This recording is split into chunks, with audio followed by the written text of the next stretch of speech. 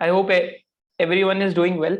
And just before like we start as well, so this is one of the books which I read recently, Bulls, Bears, and uh, Bulls, Bears, and Other Bees by Santosh Nair. I think this is written by the editor of Money Control, and it's a fantastic book on the history of Indian stock markets. Oh, The multiple cycles that we have seen, straight up from 1970s IPOs of MNC companies, then to 1990 Harshan Mehta scam, then to Ketan Parekh, then the IT boom, then 2002 to 2008 boom in real estate. So anyone who's new to the markets, like who hasn't been there since 1980, 1990, or 2000, I think this is a great way to download that history into your mind. I think this is a fantastic book, which I think all of you should read. Right. I think let's wait for more people to join. I think in another 2-3 minutes yeah. we'll go ahead.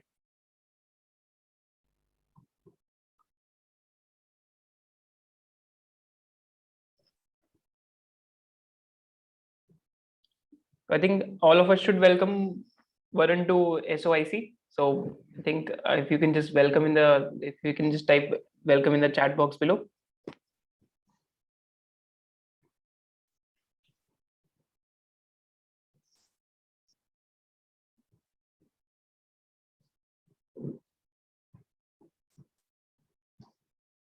Yeah, I guess thanks. A lot of people are seeing. Right.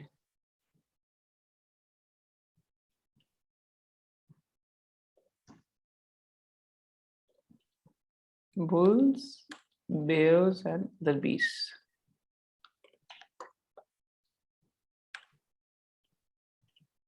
By Santosh Nair.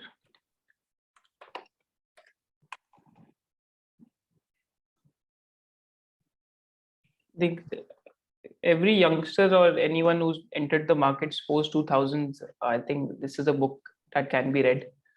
Right. Thank you everyone for welcoming Varun. So in another 1 minute, we are good to go. Right. Yeah, Great. And one, we'll try to keep the session interactive. So we'll keep the chat box open. So if there are like any sort of questions, questions can be asked. So you can reply over there. sure. So, do you want to kind of call out which question you think relevant, or should I pick them up? You can basically pick the questions. So it is totally Okay. up to you. Right. I think Yeah. like more or less, I think we are good to go. Right. So let's just do like basically let's just do a walkthrough of Tejori, and let's also explain the new features like the reverse DCF calculator and the entire the entire cash flow statement that has been explained, like in terms of Yeah. an entire graphic. So are you able to share the screen? Yes, I will do so right now. Great. And so what I'll be doing is I'll be giving a quick, maybe 10-minute overview of Tijori. And when I give the overview, I'll also tell you where we're coming from, basically our thought process and how we think about it, and what has led us to design the software in the way it has been designed. And once we do that, that'll be about 10-12 minutes of your time. I will then go into a little more detail into the cash flow statement, one. And after that, I'll go a little more into detail about the reverse DCF calculator. So, yeah, how's that for time? About 20-25 minutes. That's fine. Yeah, I think the we can we can do the session for 40-45 minutes. Okay, so then Anything that's that suits you. perfect. I'll do Right. a walkthrough for 20-25 minutes, including reverse DCF and cash flow statement, and then we can have questions and stuff. Right. So I'll Right. just start. I guess you need to give me screen sharing access. I'm not able to. Actually, you're not able to do that. Just a second. I'll just more. I think now you'll be able to do it. Just try. Let me check. Yeah, now I can do it. Great. Great. Sure. So just let me know once it's up. Yeah, it's up. It's up. I think everyone else can see it. You can just mention in the chat box below. Can Yeah, see it? Varun is a co-founder of the Tijori Finance basically. So how many of how many co-founders are there, Varun? So you and Sid, that's it, right? Or there is a third Three. person? So three of us. Me, Siddharth, and Tejas. Okay. Three of us started Tijori. Maybe I'll get into the. I'll start from the top then. So basically, Siddharth, Tejas, and me started Tijori a few years ago. We've been investing since college and stuff, and we basically are long-term fundamental investors. I mean, of that sort. We have been, we've been gathering a lot of we were gathering a lot of information for our personal consumption, and then we thought, we are sure we are not the only type of people who need this sort of information, so why not try to share it with everyone. And that's where this has led us. Okay, so maybe I'll take, like I said, maybe I'll take 20 minutes to give you a rough overview of Tijori, and then after that we can get into question and answers, right? I'm just going to move this Zoom panel because it's getting in my way. Sure. 1 second. Yeah. Okay. So I'm sure my screen is visible. That's right. Yeah, screen is visible. I think everyone can mention in the chat box below too if the screen is visible. Right. Yeah, the screen is visible. Right. Great. So we can move. Okay, great. So I'll just give you a bit 2-minute and where we come from. I think I've mentioned this a few times already as well, but maybe I'll do it again. So if you think of buying any kind of financial product, say, forget about just stocks for now, insurance, mutual funds, FDs, whatever, you basically jump through 4 hoops. Okay. The first hoop is, of all the options out there, you need to discover the 4-5, you need to narrow it down to 4-5, which you can be really interested in and do more research on. So from the whole universe, you narrow it down to 4, 5, 6, or whatever the smaller set is. Once you narrow the entire universe down to the set of 4, 5, 6, of those 4, 5, 6, you need to do your research. That's when you sit down, okay, let's read more about it. Let's get to know this better. You obviously can't do it for the whole universe. Okay. I mean, time is a constraint for everyone. From narrowing down, and then you go to research of the 4, 5, 6, you decide, okay, I want to buy A or I want to buy B. This A or B could be a FD, it could be an insurance product, it could be a mutual fund, it could be a stock, anything. Once you decide you want to buy A, so the first way from the whole universe you've come down to maybe 4, 5 is what we call discovery. You need to discover. Once you've discovered, you need to do research. Once you've done research and you've decided, I want to buy this stock or this mutual fund or this FD or this insurance product, you need to actually do the transaction or the execution, which is, so we call that the execution layer or the transaction layer. So if you see Zerodha and the other brokers and stuff are in the transaction layer, right? And once you do transactions and you have financial assets or liabilities in your portfolio, you need to track them. So we call that the tracking layer. Okay. So, and I mean, this is applicable to all financial products. And now if you bring that down to stocks, specifically because of our discussion today, there must be 2,500 liquid stocks in NSE. I don't know, maybe they're more, definitely less than 5,000. Of the 5,000, everyone has different methods to discover the 5-10 companies they want to study. Some do filtering, some have, a good network, some read something in the newspaper, some people get ideas. So from the 5,000, they narrow it down to 5-10 companies which they think are worth digging into. That's the discovery phase. From the discovery phase, you do, you read annual reports, IPs, go to Tijori hopefully to do more research. Once you decide I want to buy stock A, you go to your broker's website and buy it, and then you go to the tracking phase where you you have your portfolio tracker and your watch list or whatnot. So I hope this is clear. Like, we have 4 clear phases in our head at least, and based on these 4 clear hoops that you have to jump over to get to find. Brokers are very good at that, and we don't do that. And the last one is tracking. Okay. Is that clear till now? Any questions till now? Or I can just move on. I think I'll just open the chat box if it's already open. I believe. Right. So I think we can move on right now. There are no questions. Okay, great. So, like I said, 4 boxes. We are not doing the third box, is a transaction. First box is discovery. So discovery is from the universe of companies. How do you narrow down to the set of 5 or 10? So for this requirement, Tijori has a few features. Okay. One is, of course, what's the most popular is our filter. So what is filter? Filter is exactly what it sounds like. You can basically filter on companies, and I'll tell you what everyone is used to doing now. Let me reload the screen. I can just say, yeah. I'll just tell you what everyone is used to doing now. So right now, what everyone is used to doing is say, okay, I am interested in companies with 5-year average ROC greater than 15% and market cap less than 10,000. I mean, this is very vanilla and everyone has done it till now. And from this, you can narrow down the 5,000 companies to a list of maybe, okay, 1,000. But where Tijori is differentiated here is maybe you are more into chemical companies. Maybe you want niche chemical companies who satisfy this financial criteria. Now, to do that is of course a nightmare. You have to go through every chemical company and see who has good market share in what, who's actually niche and what not. Where we help is you can actually type in our alternate data query box companies that make chemicals and have market share more than 20%. Okay. So like I said, from 3,000, you came to 1,153 right now. If I press search, let's see how many we get. Right. So now you've come to 36. Okay.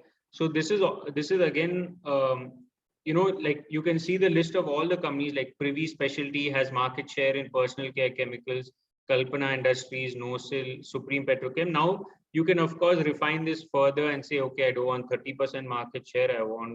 I don't want 20% market share. I want 30% market share. Is there also a feature over here, Varun, where we can also enter that the operating margin should be very volatile or something like that? Is that also possible? So the trick in the filtering is you need to know how to translate the word volatile into numbers. So right. Supposing you wanted consistent, you would I would do something like 1 year average equals 2 year average equals 3 year average equals 4 year average equals 5. I mean, consistent means it's in a straight line, correct? Right. Or it's, I mean, the slope is the same. So you would need all the averages to be the same, and then you would translate it like that. So definitely that's possible. We have, I mean, there are a lot of fields here. You can filter on all these fields. You can check it out here. Like you were asking about operating margins. Okay. Okay.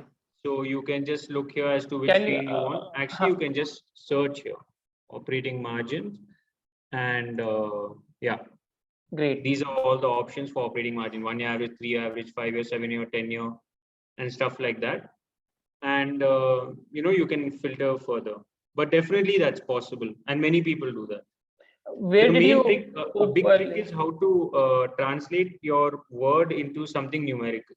Right. So वो आपने खोला कहाँ से था वो? So I think everyone can also observe that. So on top of filters, next to financial query, you can see list of available fields here. Right. Just click this and you can see every available field we have. And then you can obviously type what you want. Supposing you are wondering, okay, can I filter on ROIC instead of ROC? Just type ROIC and you'll see it here. Okay. And then you can also see what are the options for ROIC that we have. We have 1 year growth, 3 year growth, 1 year, 3 year, 5 averages, how many years ago. So that way you can get an idea of how to play with. So maybe in your case, you were saying you want volatile, you want non-volatile margin. Supposing you want a non-volatile ROIC, you could have done something like 1 year ago ROIC is in between, say 5% of 3 year ago ROIC. Something like that. Right. I mean, the little bit art is there in this, but it's definitely possible. Great, great. Some things that are missing here and that we are adding now are, one, of course, we'll let you save the query. It's a waste of your time to sit and type the same query so many times.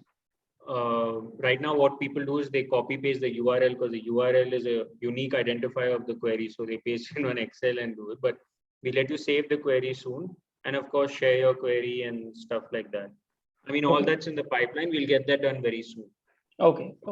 But again, one main differentiator is like coming back to the discovery pieces, like I was saying, we like to think in terms of ideas. Like what's happening now is it's not that it makes the most sense to filter on ROC greater than 20%. It's more like it's the easiest to do, which is why it's been forced upon us to kind of screen or filter like that.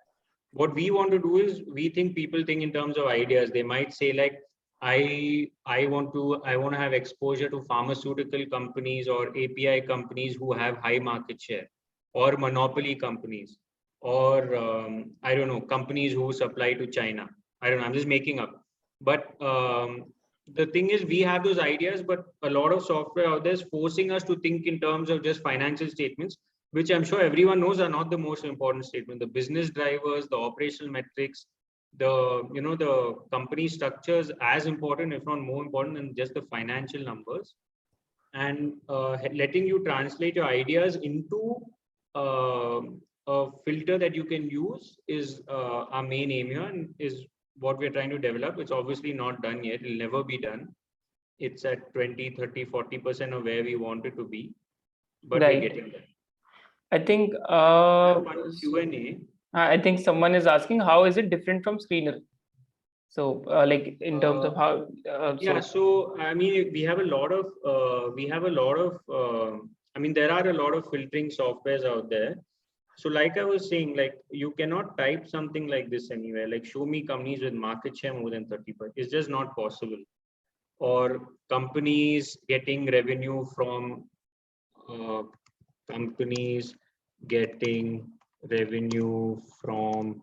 USA, for example. It's not like you can't type this somewhere right now. So that's and these are business metrics which you would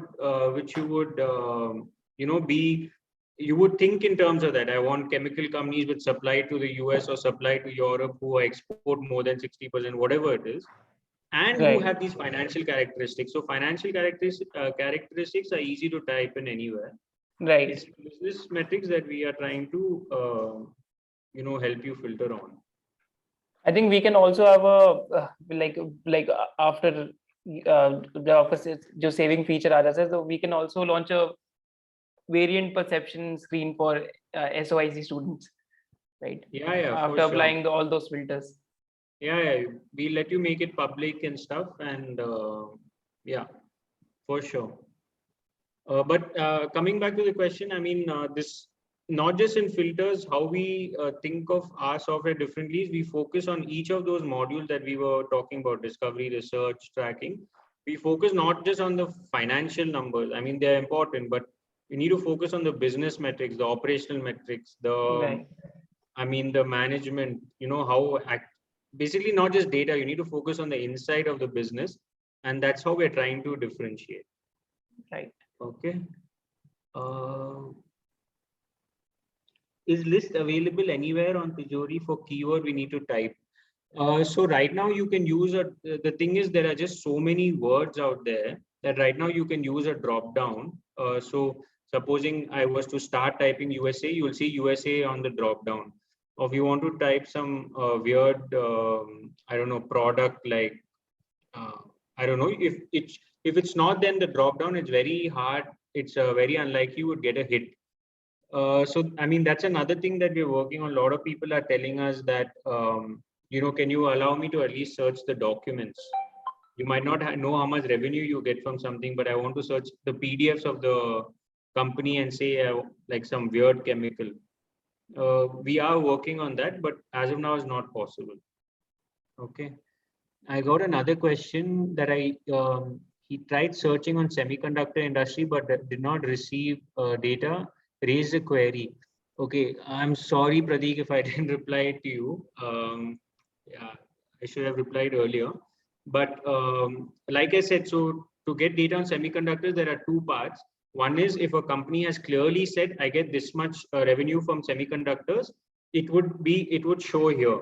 Okay. The other is if they mention semiconductors 100 times all over the annual reports or the IPs, it's more likely that yes, some part of the revenue is exposed to semiconductors.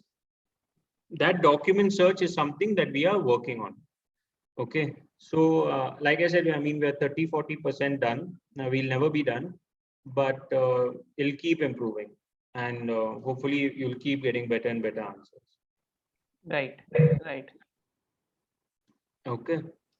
So should I? We So can anyway, proceed to the other feature. I think you have basically added the portfolio feature also and the watch yeah. list So feature recently, right? yeah. So coming to that, so again, this was Discovery. I'll just quickly show you one more thing in Discovery, which is a raw material page Right. and a market monitor page. I'll just take about 2 minutes here. With the screen sharing, my page is loading a bit slow, so you'll have Yeah, to bear with me. it is visible. It is visible. Yeah, so I'll just tell you what we're doing while this raw material page gets pulled up. So like you guys know, there are hundreds of chemicals and hundreds of metals out there, and God knows what is happening with the prices of each of those. And even if you know what's happening with the price of each of those, I mean, if you tell me octanol price has gone up by 17% last 3 months, I mean, first question is who's making it and who's using it, right?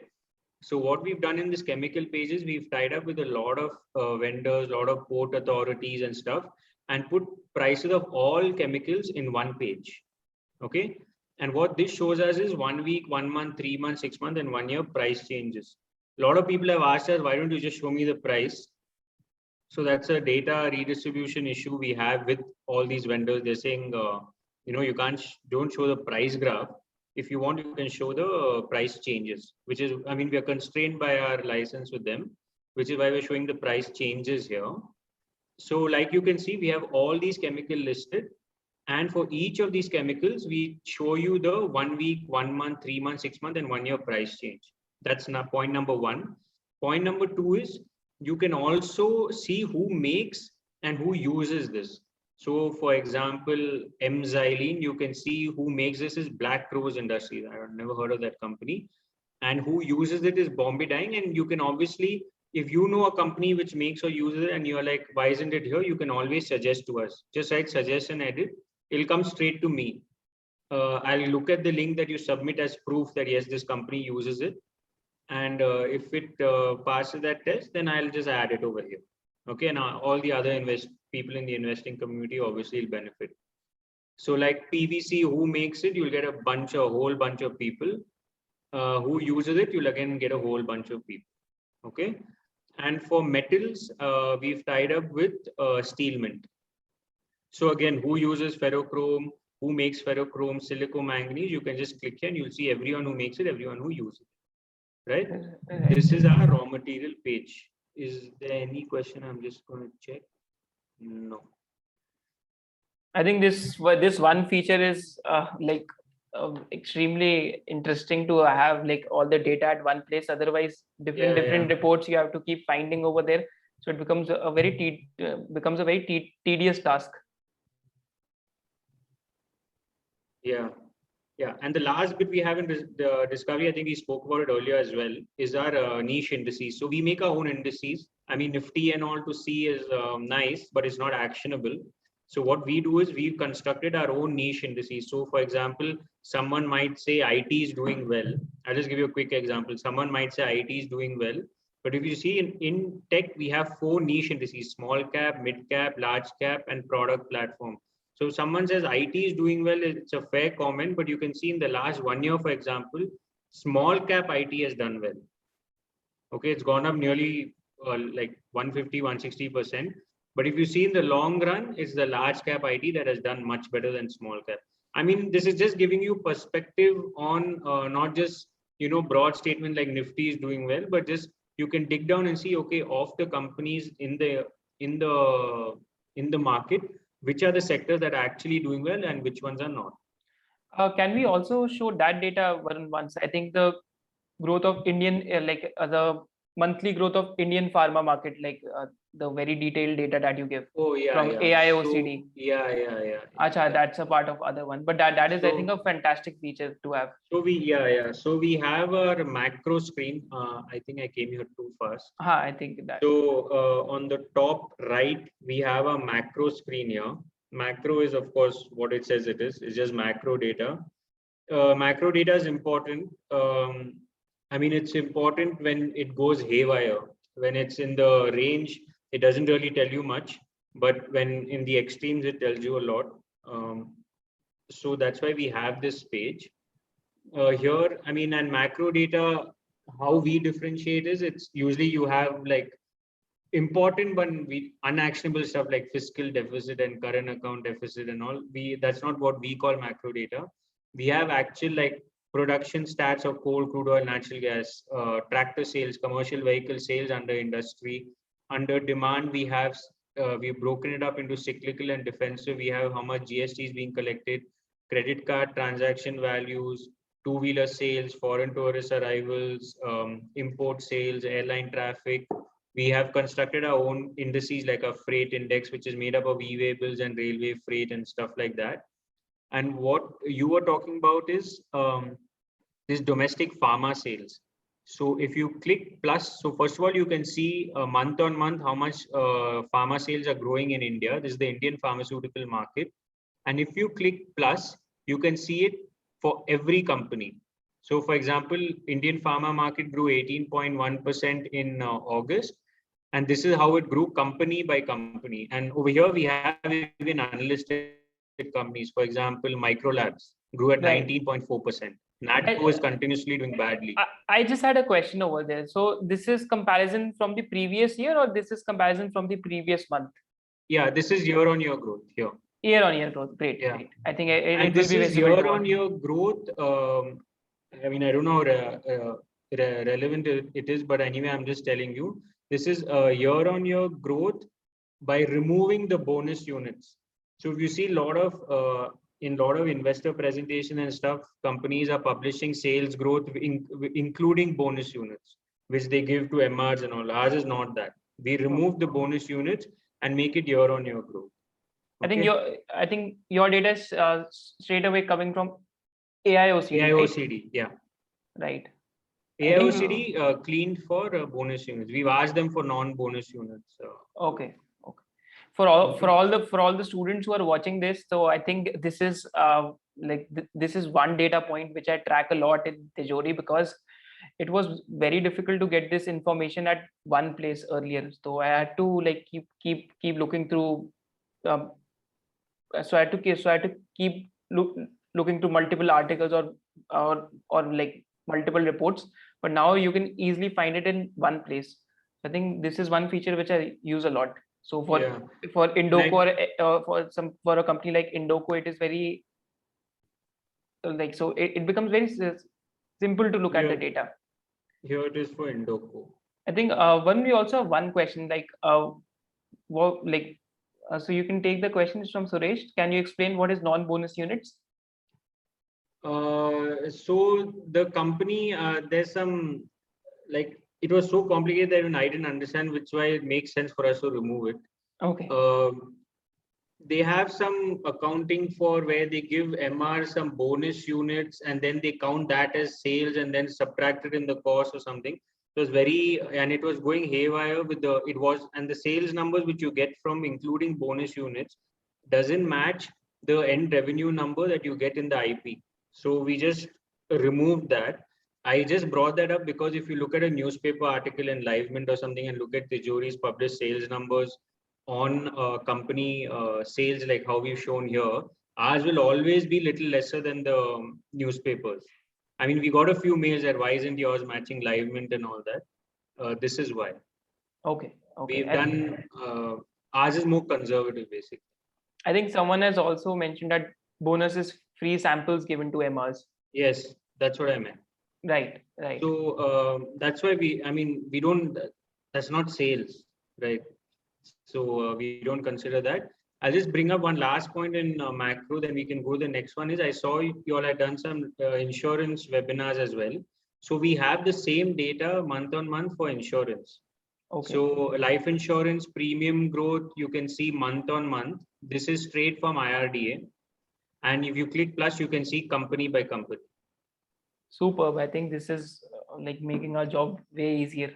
So you can see HDFC Life and even general insurance, you can see company by company. a lot of, and now we are adding Acco and Digit also, now that their market share has, you know, become nearly 2-3% now. So we're adding even the unlisted guys. But you can see company by company ka general insurance and life insurance growth. Okay. Right. And LIC and stuff. Anyway, so this was a macro screen. Same for FMCG. You can see company by company's volume growth. And this is our own index, volume growth index. And you can see every company's volume growth quarter by quarter. And what's the source of this data, Varun, for a Volume FMCG growth. company? Right. Investor presentations and everything? Yeah. Okay. So it was hard to get third-party validated data. There were 1 or 2 people, I forgot their names. I forgot their name right now. But we went with the IPs. But the index is constructed by us. So basically, we weighted on the total volume, and that's the weight of each company, and then we may get the volume growth. Great. Okay. Great. I think just before we move ahead, so any questions on the macro indicators? So we can take them if there are any questions. There's one question by Mr. Devesh. He's saying, can we look at the constituents of all indices, the niche ones? Oh, yeah. So, yeah, we can. I guess that was in the market monitor. And there's another question on what are the spreads that are mentioned for raw materials. So spreads is basically the output minus input is the spread. So if I have to give you a simplistic explanation, like supposing the outputs price goes up by 10%, but the inputs price also goes up by 10%. I mean, the net benefit to the company is going to be negated. So what the spread tells you is what matters to the company is like, for example, if I'm making cars, if the car price goes up by 50%, but steel price doesn't go up, then it matters a lot to me. But if car price goes up by 50% and steel price goes up by 100%, in the end, I'm not going to make much more money. So that's what the spread is kind of capturing. Right. And maybe Shmor can give you a better explanation. And the question was, can I see the constituent companies of the niche indices? Yeah. So I'm going back to the tech indices, but that's what we spoke about. If you want to see the small cap index, you see a plus button, just click plus, and you can see every company here. This has helped me a lot for discovery. So I have found companies which I didn't know by just clicking on plus. It's work because many indices have 20-30 companies, but at least you will be like, oh, I didn't know about that company. For example, there were some plywood indices and all. I hadn't heard of a few companies. I mean, you still need to do research after that, but at least you get a source to hear of a company's name.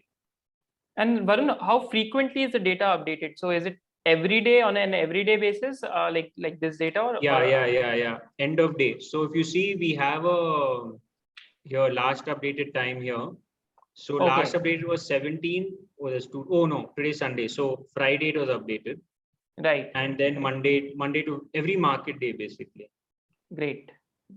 Okay. Raw materials are also updated every day. So we collect the data at 11:59 p.m. I think every night. And by the morning it is updated. So this will be updated even on Sunday. So chemicals, you can see, is last updated today at 9 a.m. Right. Okay, and the refresh time is given. It's refreshed every day. I think I can move on now. Yeah. Do we have charting feature on the macro data? I'm not sure what that charting feature. No, we don't have, but I'm not sure I know what that means. But no, we don't have any charting feature as of now. Like, so someone also asked, like, are there any technical indicators or something also present, like for technical analysis? That is beyond my understanding. So this is completely oriented towards fundamental analysis, right? Yes. That is beyond our understanding right now. Technical. Okay, great. We have, what we have, maybe I should open it out to everyone, is we have the volume and the DMA, EMA and DMA data. Maybe I use that sometime, but yeah, maybe we can open that out, but that is the extent of how much technical data we have, which is basically nothing. I think we are in this same boat over there. Yeah. Like, Yeah. I mean, you don't know whether it's right or wrong. You just don't know what it is. That's it. I think one of the features that I've been using recently is the portfolio one and the watch list one. I was basically exploring that one. So I think both of them are like both of them add a lot of value. So we can also look at them once. Yeah. So I'll skip the company research page, I guess. Right. Or should I show that for a minute or two? Or that's fine, everyone. I think we have already covered that in our previous video. Yeah, yeah. So, so I won't show that, but I'll just get you back to a frame of reference. I mean, we had discovery, research, transaction, and tracking. We don't do transactions. That's what brokers do. Discovery, I showed you filter. I showed you maybe you can find a new company to the niche indices or some chemical price going up, down. That's how we found companies. After that is research, which is our company research page. We had a webinar on that earlier. I guess no point going over that, where we show detailed info about a company. And then it's tracking, where you have watchlist and portfolio. I'm going to talk about watchlist and portfolio now. I just want to show you one thing, Ishmael, if you don't mind. It'll take me 10 seconds, which is, I mean, I've shown all this market share and all that, but just one thing that we added based on a lot of feedback was, now in the pie charts, you can click historic. So you can see the trend and you can see it for the last 3 years. So in case you want to know how a company's business is changing, you can do that, but everything else we spoke about last time. Okay. Basically, the change in product mix we can see. Exactly. So so I think, can we look at that for a company by the name of Polycab? If the B2C part is increasing, the FMEG part. I don't know whether we have the data, but I've seen one of your videos on, I forgot which one, and I was going to show you that. Newland Labs. Distribution channel, yeah. B2B, B2C, others. Yeah, right. So B2B is going down, B2C is going up. Right. So we have that data. So B2B was 67% and now it is 58%, and it was B2C was 32%, and now it's 38%. So you can see that trend here. And what's the source of the data, Varun, again? So I think some people are asking. Basically, just, I don't know the source because we index too much data now. Just click source. Achha, it will take you over there. It will, and then wait for 5 seconds. So this is, it will take you to the exact page. So wait, it'll take you here. So here's the annual report, and here they're telling you B2C is this much, B2B is this much. I think this is fantastic because it takes you straight to the source in the annual report, which is, I think, easy to cross verify with. Yeah. So annual report we do many is one of the most important, but we do even what do you call IPs, some brokerage reports, ERs, conference calls. We've started doing YouTube management interviews now, but that's getting a little hectic to do.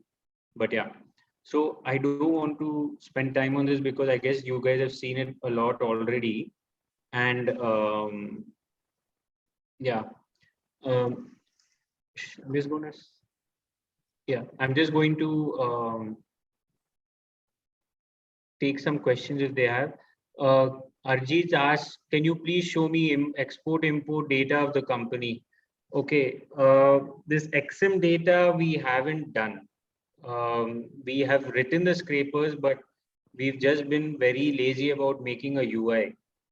Okay, the XM scrapers is kind of a source for price information and all, and we do scrape it. If you see our sector screens, like if you go to automobile, we can actually see the trends of automobiles exported and all month on month. So we have written it. We just not made a UI because I don't know why, but maybe we should. Okay. Yeah. Ishmael, you can tell me if there any question you want me to take, because I'm just keeping an eye on the time, and I'm going to now what you wanted to show. So I guess we have 3-4 things to show. One is watch list, portfolio. You wanted to show the cash flow statement and the reverse DCF calculator. Yeah. Right. So I think these are the 4 things we'll talk about. Then we can have some questions, and then we can do that. So, so just before moving in, there was one last question, I think, which is a good question. So So I think you can take that question from the Q&A box from Rohan Singh. Q&A box. So Rohan Singh, when is the data updated in general? If No, we no, are to I think the data, the question is different. That one thing good with Screener is the announcement page where all watchlist companies exchange. So yes. So I've been saying I'm not doing XIM, I'm not making a UI for this, I need to do this, I need to do that. The only reason is we are focusing on making a notification and alert engine. Okay. Okay. So how we think about a notification and alert engine is BSE and NSE filings is a subset of everything that you want to know about the company and is important to you. So if you own, if NoSil is in your watch list, for example, its BSE or NSE filings are of course important to you. Even its product price are important to you. Its raw material price are important to you. When the management does an interview, it's important to you. When it gains or loses market share, it's important to you. Its operation differences or changes in operational metrics like increased capacity, decreased capacity, that's important to you. So we are putting all that info in one place and are going to make a notification engine. So basically whatever's in your watchlist or portfolio, we'll track it on maybe hundreds of parameters and let you know in a, in a timeline sort of way. So that is our next release. Great. I think that is exciting to hear. It will basically make our life easier. Yeah, like right now we are going all over the place to check this. I mean, might as well put it in one place because we are anyway indexing it and it's sitting in our database. Why not just put it in one place? Right. Someone is raising their hand. I'm not sure what that. I think that will be done by mistake. So I think we can just go to watch list and portfolio. So yeah. Okay, so watch list. Everyone knows what a watch list is. I'm showing you a dummy watch list. Don't take this as. So right now, if you ask me what is a watch list, you can go to a company page, add it to your watch list, or come here and add a company. I want to add Polycab to my watch list, and it'll come on. You can then track it against other companies. As of now, there is what we are working on, and there's no difference between us and the others. I mean, there's no differentiator as of now. But what we're working on is letting you set a price alert on this. So maybe you've done a valuation of Valiant Organics and you think I'll buy it when the market cap goes below X or when the price is below 1100. I'll let you set a price alert that please email me or send me a WhatsApp message whenever the price goes below 1100. Okay, so that is under testing right now. One differentiator is that you can add whatever columns you like. So if you just go to edit columns, I'll just give you an example. Like one field that I always use is this market cap to cash flow statement. Okay, I mean cash flow from operations. It's just a metric that I track. And you can go to custom fields. And let me move the zoom pan because getting in my way. You can go to custom fields and you can create any new field. You can call it Ishmohit custom field and give it a short name, whatever you want. And you can just literally type, I want it to be market cap divided by cash flow from operations.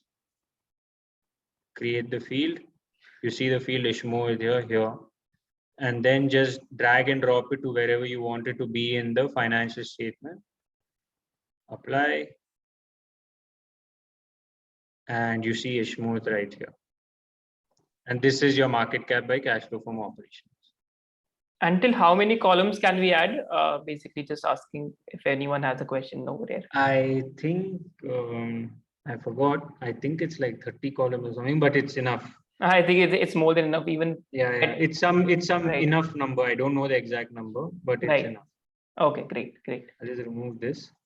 So yeah, I mean, honestly, right now there's not much differentiation from our watches and others apart from you can add your own columns, and there are 3 watch lists in which you can add 50 companies each. But like I said, we are working on a lot of stuff, and yeah, like the price alerts and the alert engine, the whole notifications page. And once that's out, it should be really helpful to everyone. Okay. And the second is, of course, your portfolio tracker, which we've added. So if you see both these portfolio and watch lists are in beta. So right here, I have a portfolio tracker. Of course, you can if you want to add companies from your Zerodha account into your portfolio, you can just go to Excel, upload, choose Zerodha and just import your trade book right here. Okay. And what we do is there are 3 main tabs. Or maybe 4 main tabs. One is, of course, the gain loss tab where we tell you what all companies you have, weights and stuff. But one thing what you get here is you get a portfolio level XIRR. Right. Or IRR, okay, at a portfolio level. Then you can go to performance analysis, where we have, so this is your portfolio index. So I'll just take 10 seconds to explain to you here. This is tracking your portfolio value, obviously. But what we do is, like, if you have an active stock portfolio, it was an opportunity cost to not invest in, say, a similar mutual fund. So if you look at the sample portfolio out there, it is highly concentrated towards small cap companies. So what this tells you is, supposing instead of my portfolio, I'd invested every time I made an inflow and outflow, I'd invested in, say, Franklin India Smaller Companies Fund. That mutual fund actually beat me. Okay. I mean, I'm just saying this because like many times we just compare to some Nifty small cap index or, maybe Nifty 50 index, but actually, I mean, that is an opportunity cost, but a very big opportunity cost is that we didn't invest in a mutual fund. So that's what we allow you to compare against. And this is your actual portfolio value, what it would have been if you invested in a similar mutual fund. Okay, maybe there might be some questions here. Does anyone have any questions? I think there is one question asked by Vipin. So can we also add a new purchases in the portfolio feature? Yeah, of course. So you just click plus and then you just add whatever you want. Okay, great. And okay. And like I was saying, we like to compare to mutual funds. So we compare you on with similar mutual funds based on your allocation. So this portfolio has 77% in small caps, 22 in mid cap, 0 in large cap. So our system goes and finds similar mutual funds. We found SBI small cap, DSP small cap, and HDFC small cap. And then we compare you to these, these mutual funds. Right, okay. Right. And of course, you can track your portfolio companies' results and all your, like, over like quarter on quarter, or say year on year, or from 3 quarters ago, what was the sales change in operating profit margin change. I mean, they are just financial trackers and shareholding trackers. I think there's one more question on that feature. So I think you can take it from the chat box yourself. Okay. Is Tijori planning to do XBRL scraping for company announcement? No. I think that's from Q&A box you're taking. Okay, great. Can we not get company returns in the same chart? I'm not sure which chart we are talking about here, Sunil. Yeah, I'm not sure what the question means. Is there any specific question you want me to take, Ishmael? Yeah, it is from the chat box, not from the Q&A box. So there is a chat box as well. So yes. Sorry. Right. Okay. Why, in comparison, does it take cost of mutual funds into account? Yes.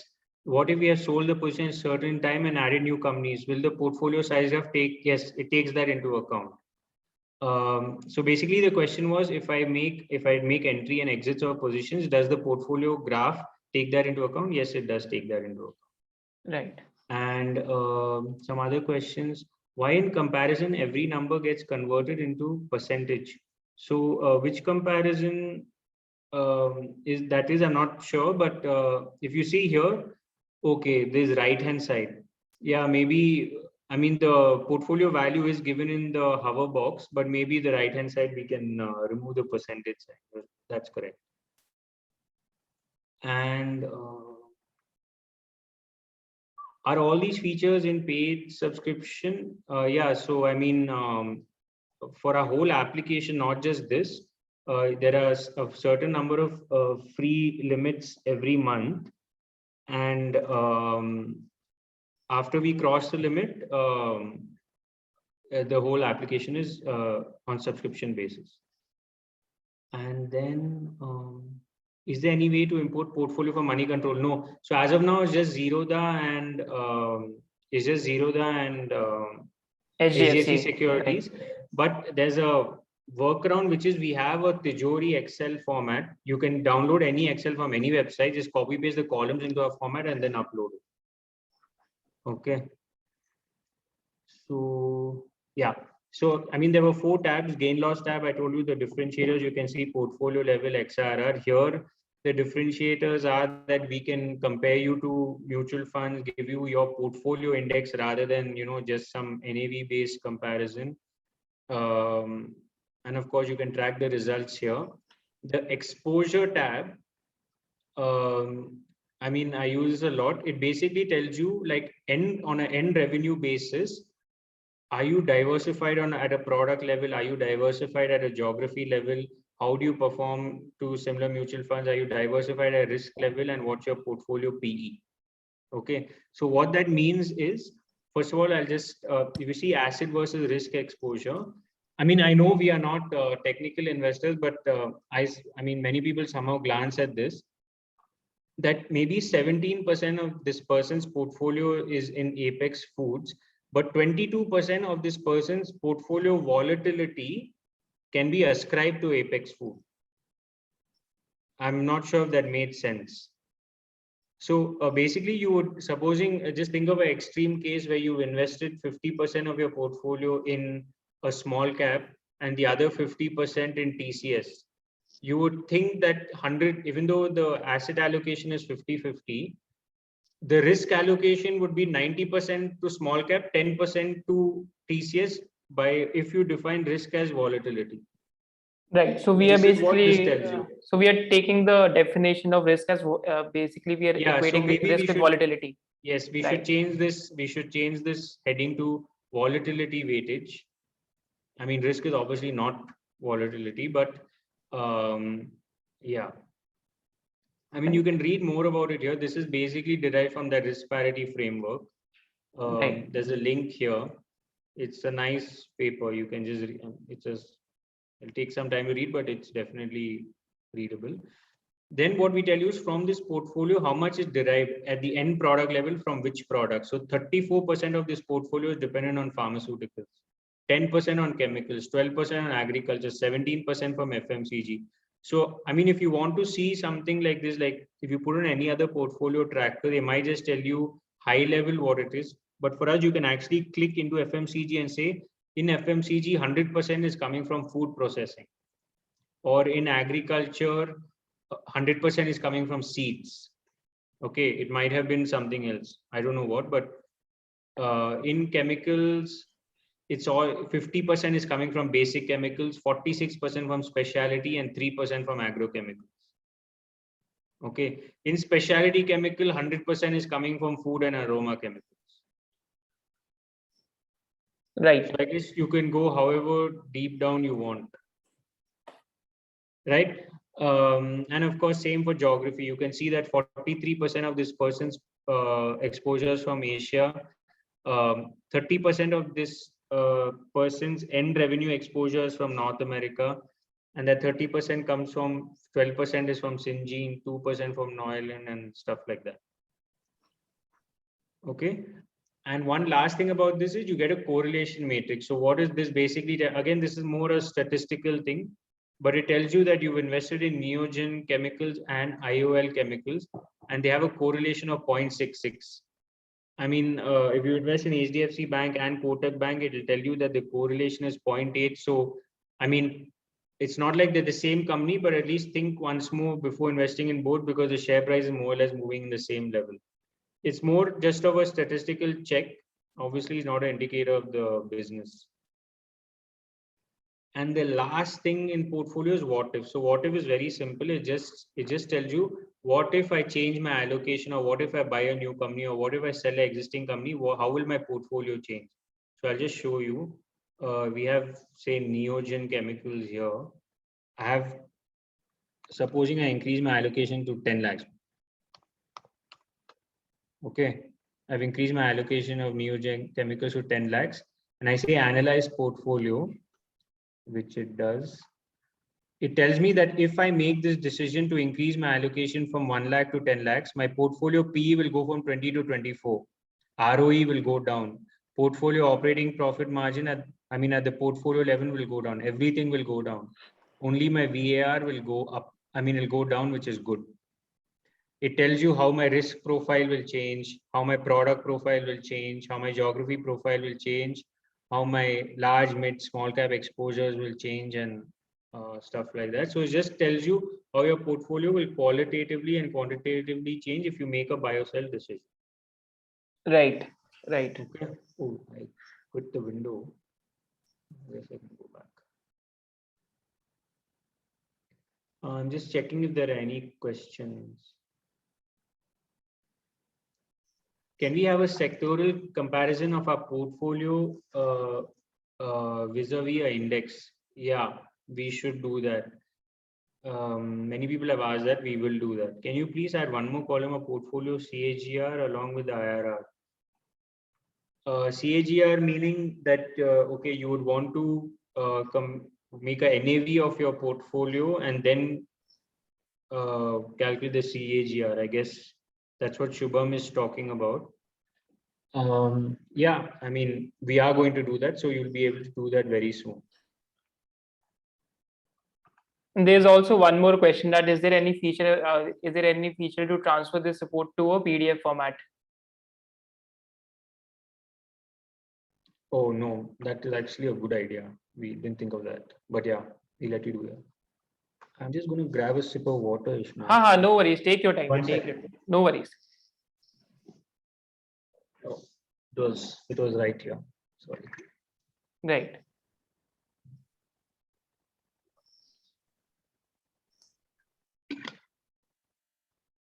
I think we can go towards the cash flow statement and the last feature on basically how to do the calculation of reverse DCF. Yeah, so I'm going to use a lot of people's favorite company, which is Asian Paints, for this. So first is the cash flow statement. Okay, and I think one of the least read statement, but maybe definitely I feel the more important statement compared to even say the P&L is the cash flow statement. What we've tried to do about this is we've tried to convert that complicated statement into a picture. So let me just tell you what this means. So I've come to Asian Paints. In Asian Paints, I went to financials, and in financial, I went to cash flow analysis. I'm going to choose 5 years. Okay, just what this is it's a cumulative cash flow statement. So let me explain what that means. It tells you over the last 5 years, Asian Paints before working capital changes has generated 24,658 crores in operating cash flow. Okay.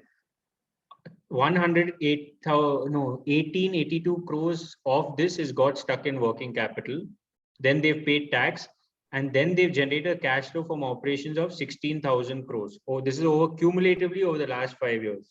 So on average, every year is 16,262 by 5, whatever that is, 3,000 point something. Then of the 16,000 crores, they have invested 5,000 crores in capex. So they generated free cash flow to firm of 11,000 crores. They've hardly paid any interest, no debt.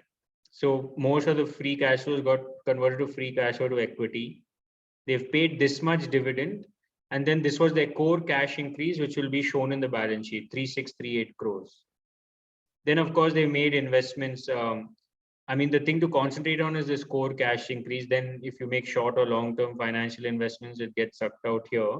But what I'm trying to illustrate is now it just tells you in one picture, it gives you a very clear snapshot of the company, how it's using its cash and what are its sources of cash. So if you see over the last 5 years, this is what Asian Paints, how it's got its cash and what it's done with its cash. Right. Okay. Right. This is very clear. If you see, like, say, I'm going to go to, just keep this picture in mind of this is a relatively clean company. I think we can also look at Larsen and Toubro, which has had in some years the cash flow has been negative. So I'm going to go to the infra company, right? Obviously. Right. Yeah. Yeah, we are Oh. looking at a bad example right now, right? So someone asked, I just answered. Okay, so I'm going to go to Larsen Toubro again, financial page, cash flow analysis page, and just think of what Asian Paints' cash flow analysis had looked like. Oh, my screen is getting a little grainy. Now I go 5 years back here. Larsen Toubro has generated 96,000 before working capital. So much has been stuck in working capital. Like if you think about what Asian Paints, hardly anything was stuck. So much of Larsen Toubro's cash flow from operations has got stuck in working capital. That's the first question to ask, like, why is it stuck? I'm guessing it'll be because of receivable days and stuff, but I don't know. No, I'm not studying this company. Taxes it's paid is generated 16,000 crores in cash flow from operations. Then it's invested 25,000 crores in capex. Negative free cash flow to firm. Then it had to pay 20,000 crores in interest payments. So Right. obviously this has to be funded somehow. So it's received a net cash inflow of 48,000 crores. This is from debt. Debt, right. Debt in positive, I mean, there's a cash flow statement. So debt of 48,000 crores has come into the company, which is why its free cash flow to equity might be okay. And then it's also paid a dividend. So, I mean, this makes me wonder that why it took on so much debt and paid dividend. Right. So basically 16,000 crores of dividend has been paid using debt. Through debt. Right. Exactly. That is this what company it had means. no business paying debt. Right. I mean, its debt is basically, if you see its debt is, if you add its interest payments and its dividend, that's basically what this debt has been used for. That itself is 37,000 crores of the 48.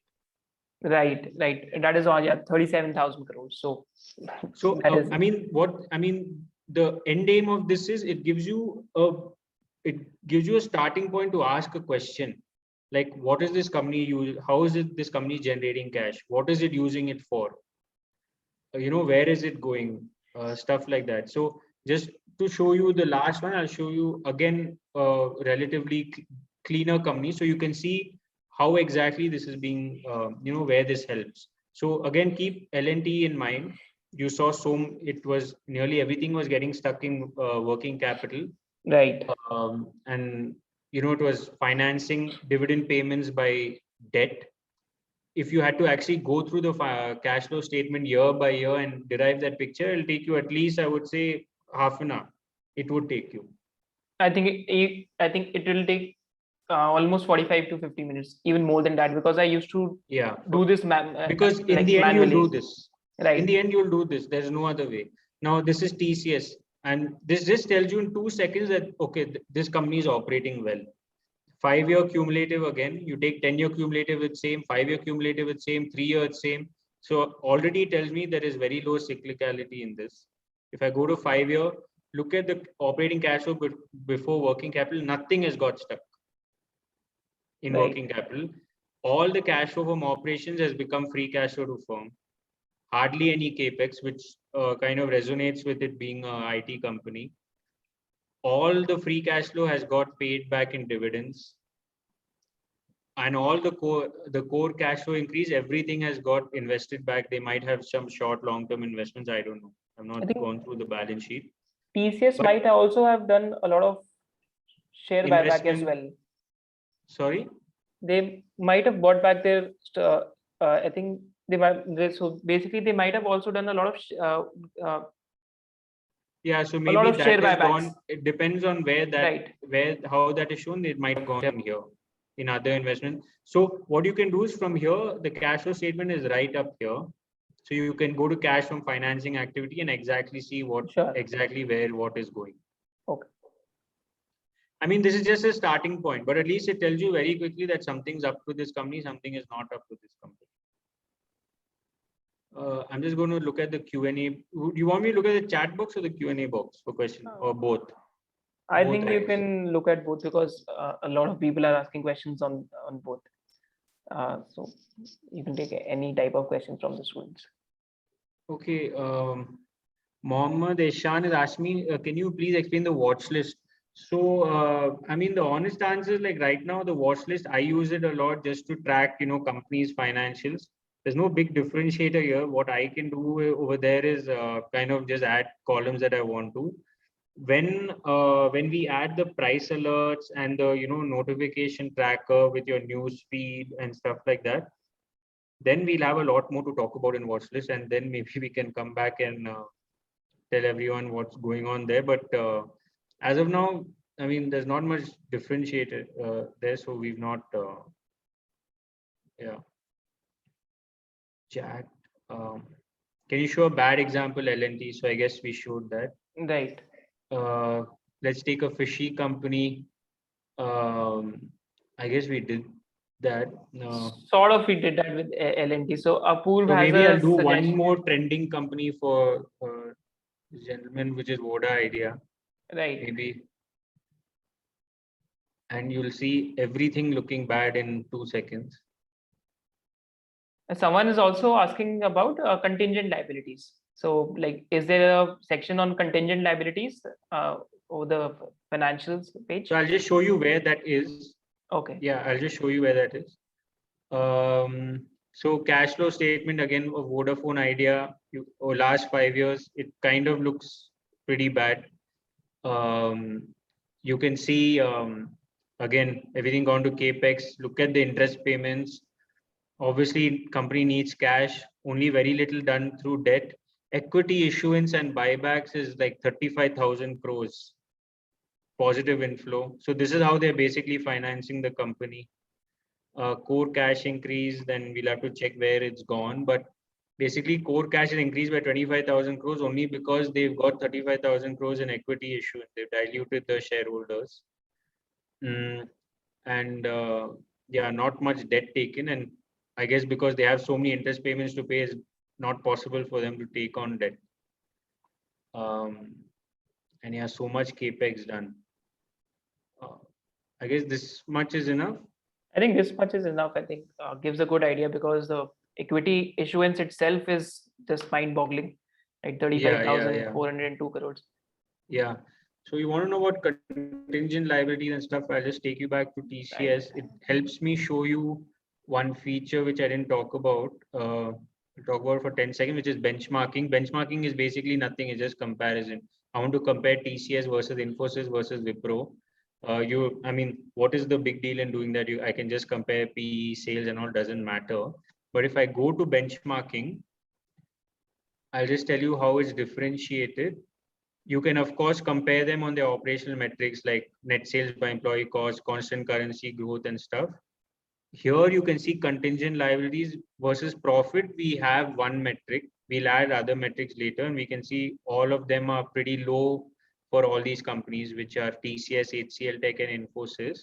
I think a better metric could be contingent liabilities as a percentage of net worth, because that gives a better idea. Yeah. So right. I mean, Siddharth and me were discussing that we just want people to, how in watchlist you can create your own field now. Right. Soon we'll just let you create your own field because there's no way we can cover all the field. I mean, everyone has their own taste and all that. So we'll just let you create your own field here soon.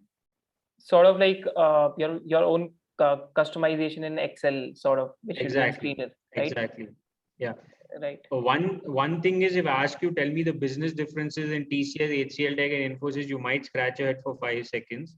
What we've done is we've benchmarked people on their business as well, which is a differentiator of ours. So you can see location-wise, TCS gets 49% from North America, HCLTech gets 56%, and Infosys gets 61%. Okay, and maybe you're like, oh, I even want to know Wipro. You can just add any company here. It'll just pull up all their business data and show it you in one page. So you can compare businesses of all these companies in very quickly.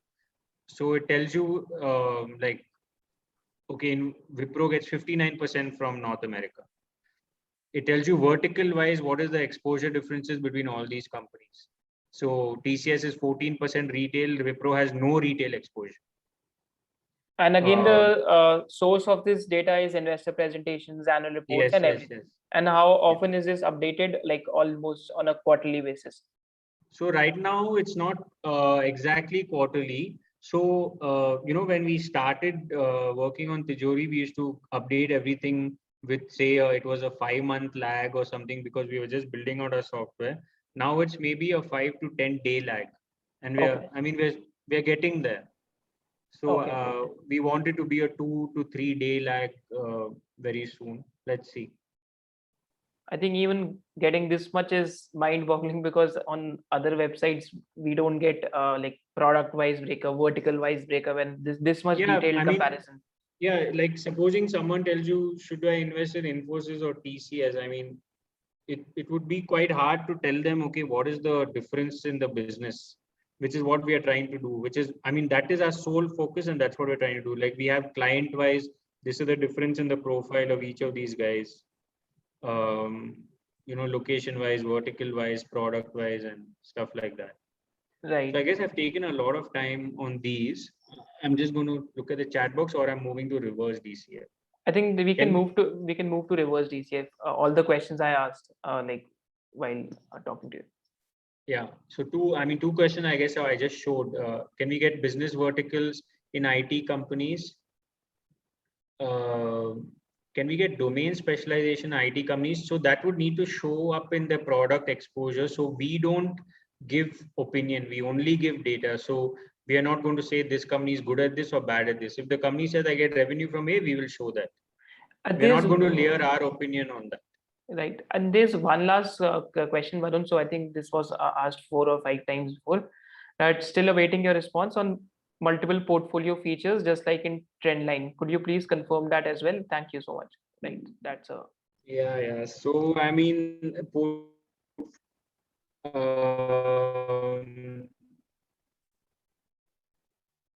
two things that we said we'll do and we've not done is one is multiple portfolios, and then in portfolio it is adding different instrument types. So like right now you can only add stocks. You can't even add a mutual fund, which is quite bad. You need to be able to add. Many people have mutual funds and stock investments.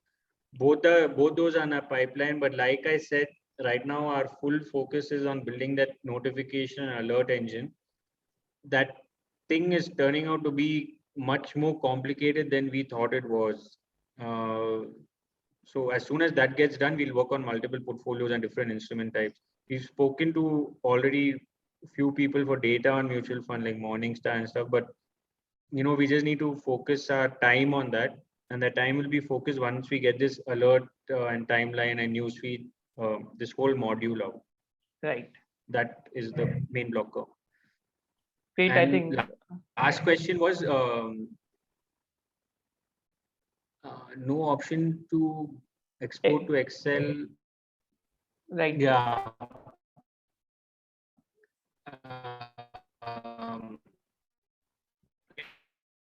Nothing that needs to be done easy, we've just not done. Are there financial shenanigans? No.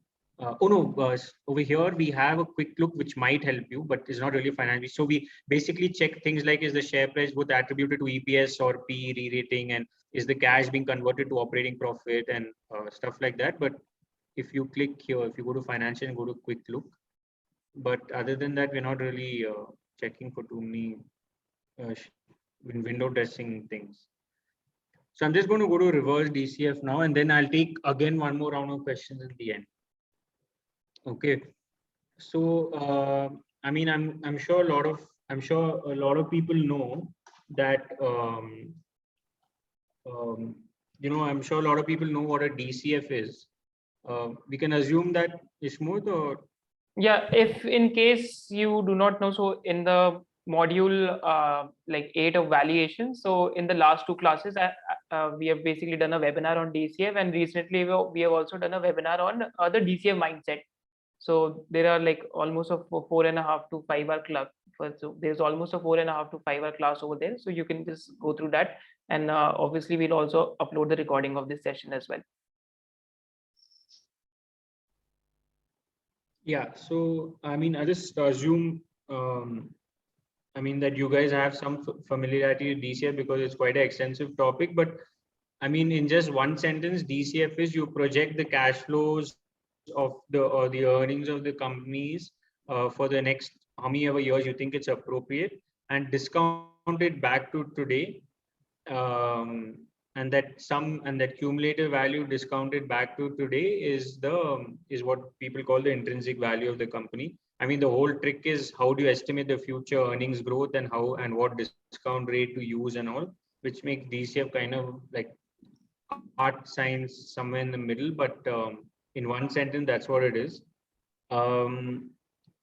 It's quite a complicated process, and which is why a reverse DCF is very useful. I mean, a lot of people find it useful. I personally find it very useful. And I find it useful in the cases where things go very extreme. Okay. If things are in the mid range or in the normal range, it might not be very, it doesn't say much. But when things are going very haywire, it says a lot. So I'll just tell you what I mean. I'll just take a company which is very current, and a lot of people talk about like, are the valuations justified and stuff like that. I've gone to Asian Paints. Okay, so I'll just give you two kind of caveats before we start.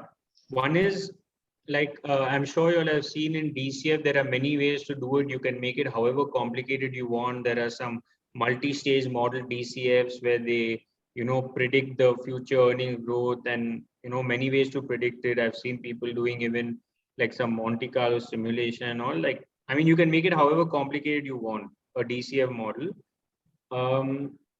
We've made this reverse DCF module with the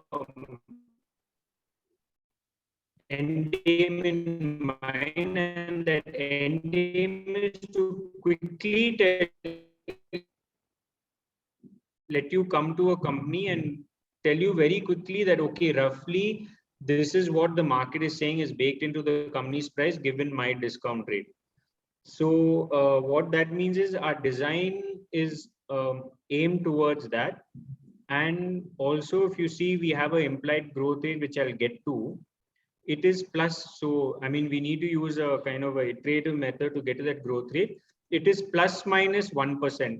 So we use some other calculator, we use a goal seek in Excel, and we are telling you 29, that might tell you 30 or 30 and a half. That error is there, and we've done it more for speed than for anything else. Okay, because our end game in mind is to quickly tell you the optimism baked into a company's price. This is not a substitute for a very complicated multi-stage DCF model, which you can run in Excel and then do goal seek on that. This is not a substitute for that. This is just a kind of aid to tell you, should I even do that for this company? Okay.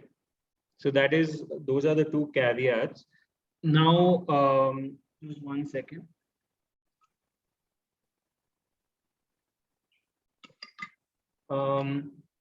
Now coming to a reverse DCF, I'll just maybe take a minute to explain what it is. If you take a regular DCF, the inputs that you give a regular DCF are, one is your discount rate, or basically very roughly it's what you want to make of, I mean, what is your opportunity cost for the holding. Second is you need to give it an earnings growth rate, which is the hardest thing to do. And third is you need to give it a terminal growth rate, which is, I think no one knows how to do well. It is more of a guess that, okay, I think it's between 2 and 3% or something like that. If you put too higher terminal growth rate, that intrinsic value of the company is going to go to infinity. But basically, you need to give it three main inputs: a discount rate, earnings growth rate, and a terminal growth rate. And if you give it these three inputs, it will give you back intrinsic value of the company. Just a quick question before we proceed. So we are taking earnings over here, or are we taking the cash flow growth rate over here? I was coming to that. Okay. So I'm coming to that now. So you need to give it the earnings growth or the cash flow growth or free cash flow growth or whatever you want. And if you give it that, bring it back to today, what the DCF will give you is the intrinsic value. So you need to give it three inputs. I mean, that's the first thing to remember. The terminal growth rate, the earnings growth rate, whatever your definition of earning is, free cash flow, or I think that's the most common. And I think that's the most kosher to use, the free cash flow. And the third thing you need to give it is a discount rate. So there are three inputs it needs from a user, a DCF broadly. Where a reverse DCF is, it doesn't need these three inputs. It needs basically two inputs. Okay. So it needs a discount rate. it doesn't need a terminal growth rate in our model. It needs a terminal multiple, which you need to tell it to assume. So that's input number 2. But the hardest part in a DCF is trying to figure out what is the compounded growth rate in earnings or free cash flow you need to give to this company. That is what a reverse DCF tells you is being implied by the market. So a reverse DCF removes one assumption from the from all those that you have to put into a DCF, which is the earnings growth of the company. It doesn't need that. It tells you for this company's current share price, this is the earnings growth which is being implied by the market. Right. So how this helps is it tells you very quickly that, okay, market is saying this company should grow at X% a year compounded for the next 10 years. Do I think it's high or do I think it's low? This is where my first sentence came, where it helps in the extreme, because if a company says that if the market says that company A needs to grow its free cash flow by 45% every year for the next 10 years to justify its current valuation, there only you can be like, okay, this is not happening. This company is obviously overvalued. There's no point buying it right now. But if it tells you something in the middle, like, okay, 18% or 16%, it's not going to help you much. So I think in a nutshell, what a reverse DCF represents for, I think just so like just putting it in simple language, कि आज की जो valuation है उसके अंदर कितना cash flow growth जो market है अज्यूम कर रही है कि इतना कैश फ्लो ग्रोथ आना चाहिए टू बेसिकली जो आज की वैल्यूएशन है उसको जस्टिफाई करने के लिए. That is what in a nutshell it means. Exactly. So now I'll just show you how to use the calculator. If you see TCS's latest free cash flow is about 3,422 crores. Okay. Now the first input you need to give the reverse DCF calculator is your definition of earnings. We, by just default, because it made our life easier, we showed the TTM net profit. But you can put whatever you want here: free cash flow to firm, free cash flow to equities, cash flow from operations, net, whatever you think is well. We don't want to put our opinion into the system where we tell you, no, the best number to use is free cash flow to firm, so use only that. Please edit this field and put whatever number you're comfortable with.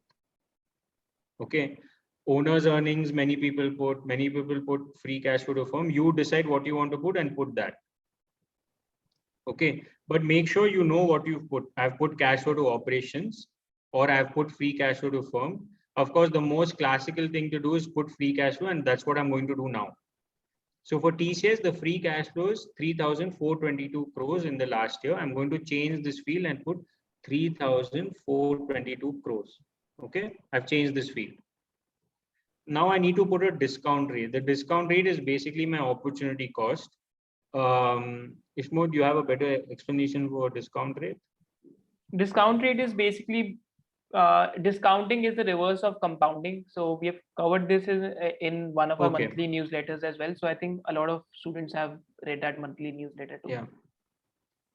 Okay, so basically discount rate, for Asian Paints, I'm going to put 15%, or say I'm just putting 18%. If someone thinks that I have put money into Asian Paints and not put it in a mutual fund, I would expect more from a direct stock investment by taking these risks rather. So same expectations from investment, stock investments in the long term is 80%. So I'm just putting the discount rate as 18. Now I need to give it the third input, which is the terminal multiple, say after 10 years, after 20 years, and after 30 years. So I'll just take a minute to tell you what this means. We have given our definition of earnings here as free cash flow, which is 3,422 crores. Market cap of this company is 3,17,000 crores. Okay. Market cap divided by our definition of earnings, which was free cash flow, is implying a multiple of 3,00,000 crores divided by 3,422 crores is implying a multiple of somewhere close to 95. I mean, I'm just being informal here, somewhere close to 95. Okay. Your current multiple for this company based on your definition of earnings is 95. Right. So basically, you're talking about basically instead of price to earnings rate, which is 90s, price to free cash flow is somewhere close Yeah, to 95 if you times. use, exactly, I use owner's earnings, or many times I use cash flow this is my opinion. I use cash flow from operation a lot of times.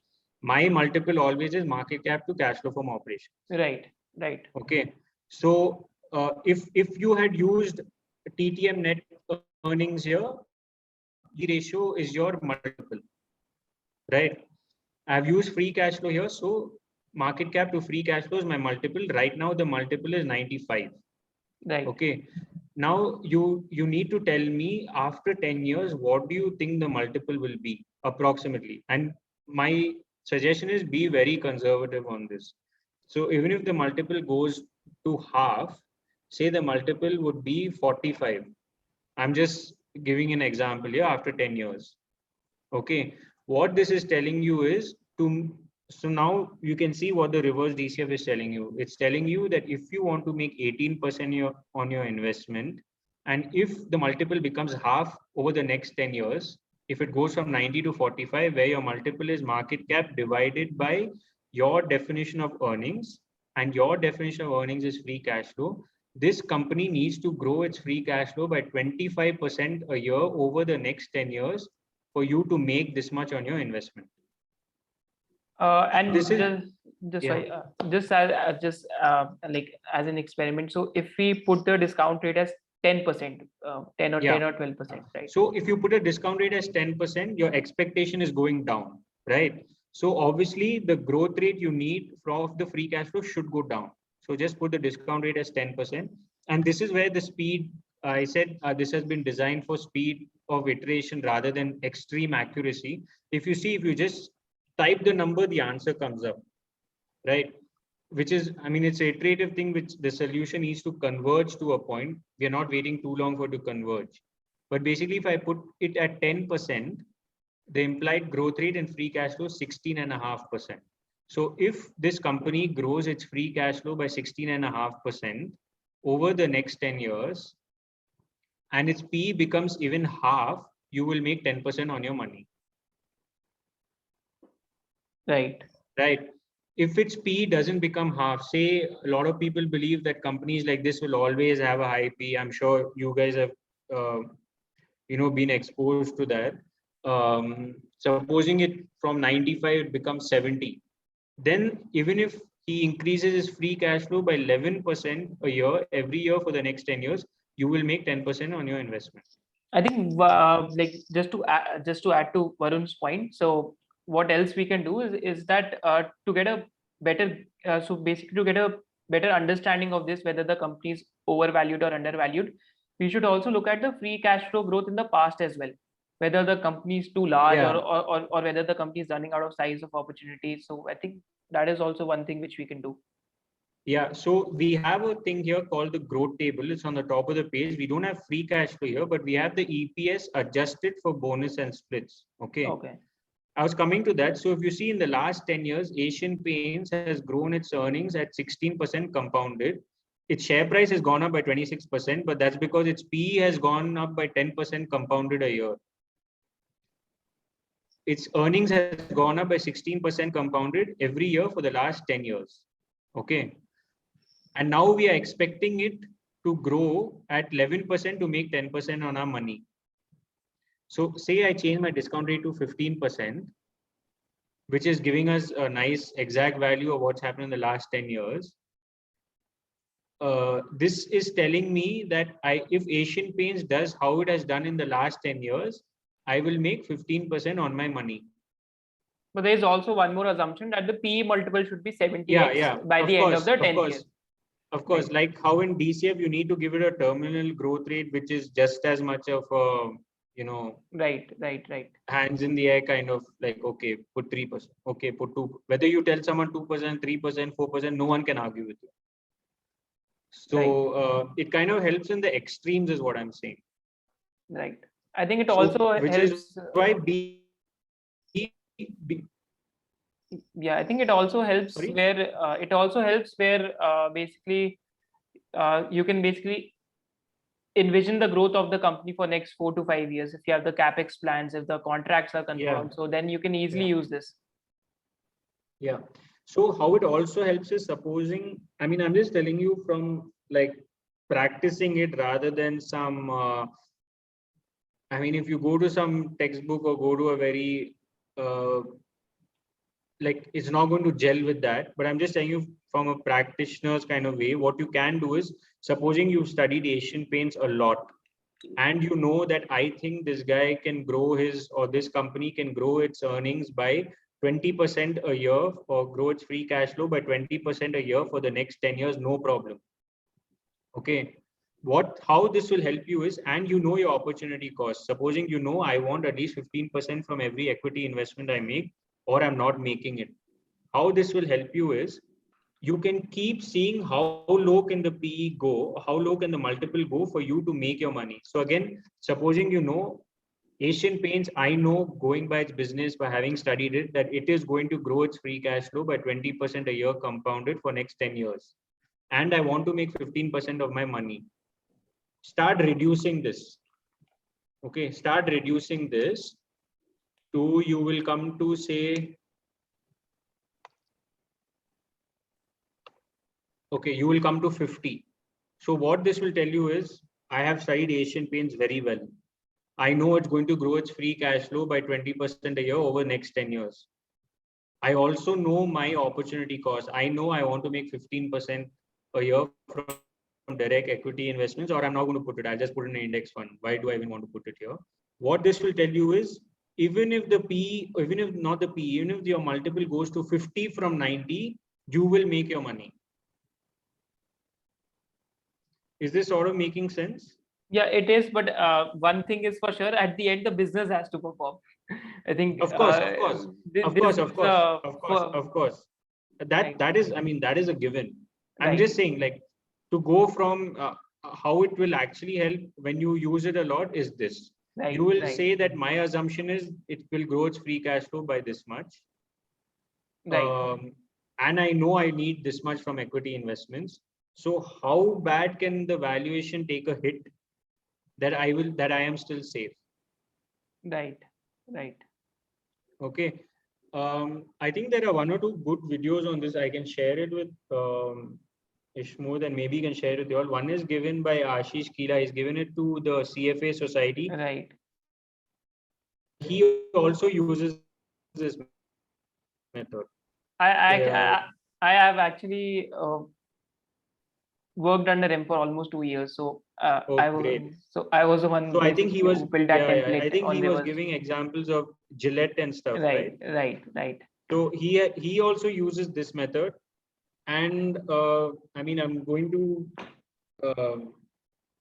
from like, see, the problem you'll face is you'll need to study a lot of companies and you'll need to eliminate them very fast. Okay. And to do that very fast, you need some guide rails. And when you need those guide rails, this helps a lot, because this tells you very fast that whatever, even if I take the most optimistic scenario, this company cannot grow its growth rate, cannot grow its free cash flow by this much. For example, many people from equities, if they want, say, okay, my discount rate is 20%.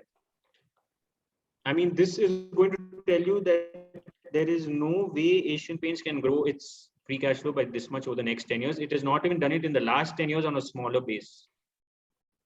Right. So it helps you kind of eliminate companies fast. I suggest you watch those videos. If I mean, Ishmael has said he's. I'll just share it on the. I'll just share it on the Telegram group. Yeah, he's very well versed with those videos. So those help a lot, and trust me, practically this helps a lot. It might not be the most textbook thing to do, but it helps. Right. So I'm guessing there will be questions on this. I think we can just do a round of Q&As and more or less. So thank you so much for basically giving us almost 1 hour 30 minutes, and you promised 1 hour only. So that is extremely. That's no issue. I'm just trying to. One sec. Rajesh is saying, can you do it for Happiest Mind? I'm getting some other company requests. I think that'll be a good thing. Maybe when will this webinar be available? That's for Ishmael to answer. Like, this will be available within 24 hours. when does it show intrinsic value? Yeah, like another participant said, it shows the growth rate that is inbuilt into the current valuation. Ishmoor, can everyone read these questions, or should I read out the questions also? You can read out the questions as well. I think basically Okay. the questions are visible only to you and me. No one. So basically, once we're reading them, Oh, okay.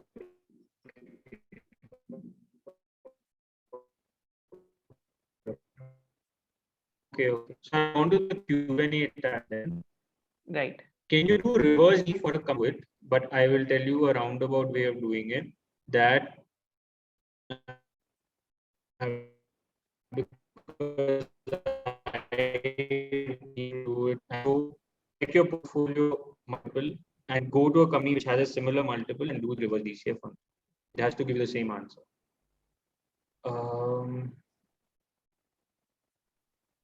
Can we have an option to do for 5 years? Yeah, I mean, we chose 10, 20, 30 years because we saw a lot of practitioners videos having 10, 20, 30 years. I think the Ashish Kila video also has 10 years and 20 years. Right. I mean, there was no reason, we just didn't do 5 years. I think someone also asked about any code for the SOIC tribe members. So I think we do have a program with Tijori Finance and a tie-up as well.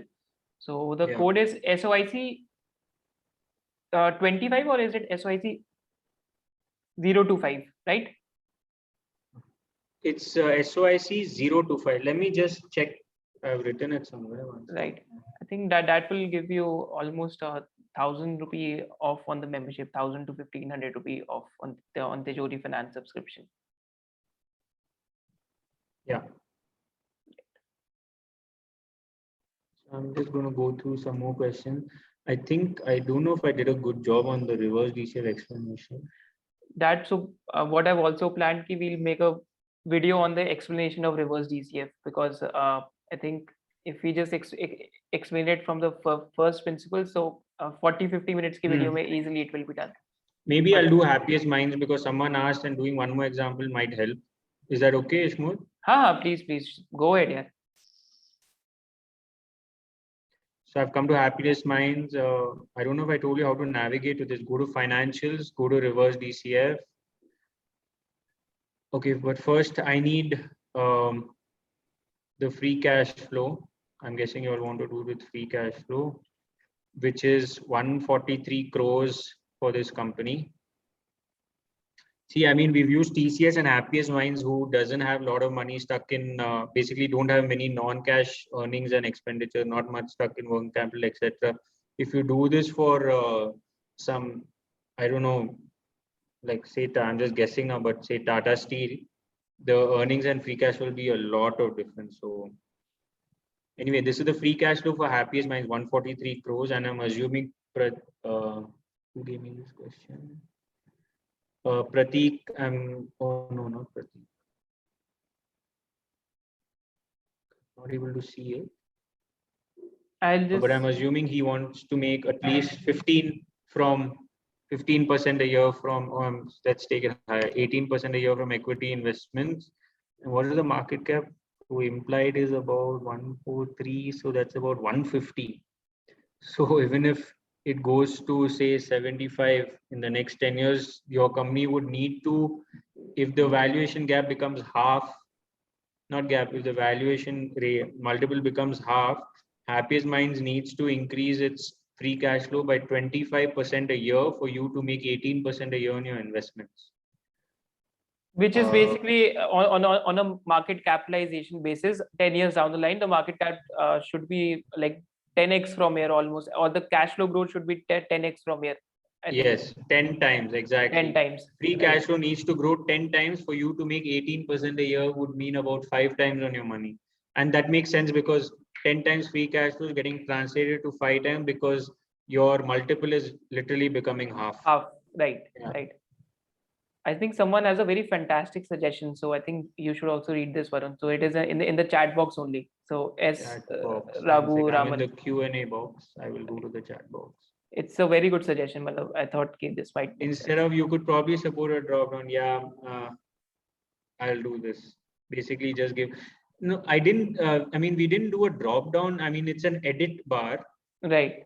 because we didn't want to get into arguments with people about why did you prompt this number and not that number, and I think that number is better and stuff. And it's just so we just have put in a box for earnings and put whatever you want. I think truth to be told, once you basically start practicing investing, then you realize that some things are always haywire and you have to act in uncertainty, and there is nothing as false precision over here. So I think that is. Yeah. See, like if you go by textbook, people are going to be like, oh my God. But trust me, if you want to study a lot of companies and you want to eliminate, this is a very useful tool. Right. And you need, I mean, by textbook, you need to use free cash flow and then its projections. But I found many times cash flow from operations is very useful. Owner's earnings, very useful. Right. One more question, Varun, is that any timelines when monthly subscription will be open for Tijori Finance? So why we didn't do monthly was that I don't know. I'm not sure how many people follow it, but I mean, we started subscription some 2-3 months back, and RBI had suddenly come up with an order saying even for things like Netflix and all that no monthly subscription until all these card companies have their data stored locally or something. They Right. was, I mean, if MasterCard and all are ready, we are ready to do it tomorrow. But we don't know when they're ready.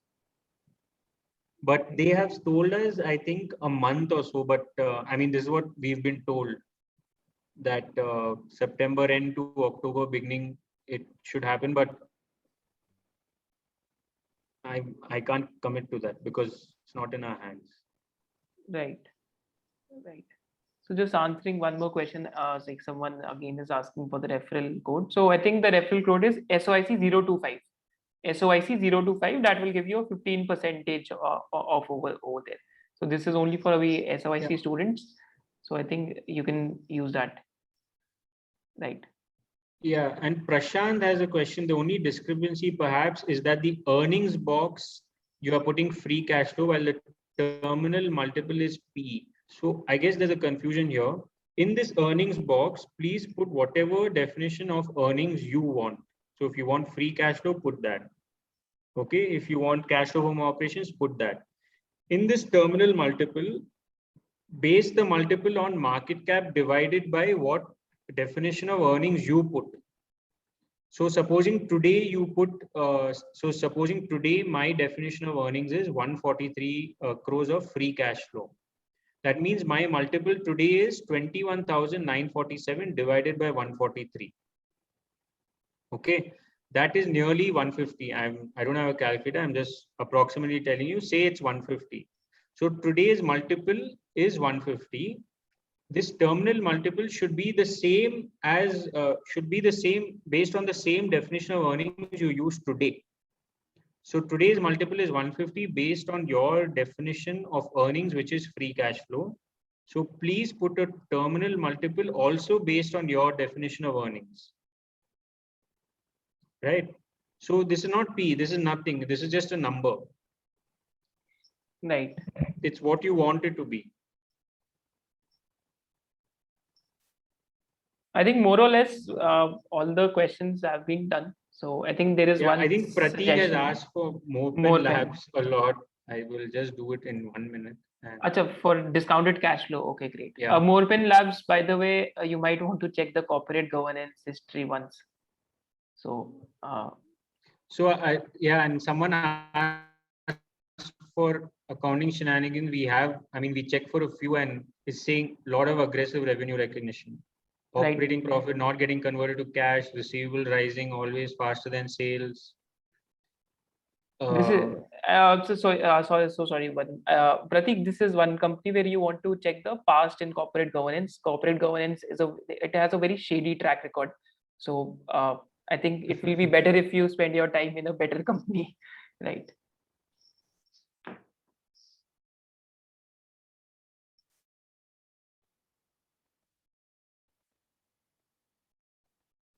Yeah. Right, I think my internet connection. Company is 100 crores, free cash is 30 crores. So pretty, but I mean, I did a big capex. Again, I'm going to use 18%. What is 30? I would say it is about how much is Am I audible? he's Varun? back. Yeah, Am I yeah, audible? he's back. Right. Yeah, Sorry, you I just dropped had off. there was Yeah, yeah. there was a power cut. So really sorry. Yeah. Right. Okay, I mean, I think I've taken a lot of your time. Um, I think you've addressed most of the questions, and like thank you thank you so much for taking out almost 2 hours of your time.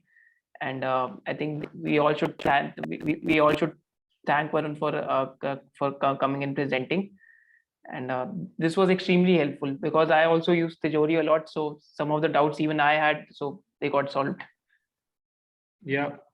And of course, if you have any questions on Tijori, there's a contact box. You can always use it, or I mean, via Ishmo. But yeah, it was good fun. Thank you so much, Varun. Thank you to each and every one of you for attending and supporting us as always. Thank you. Okay, thank you. Bye.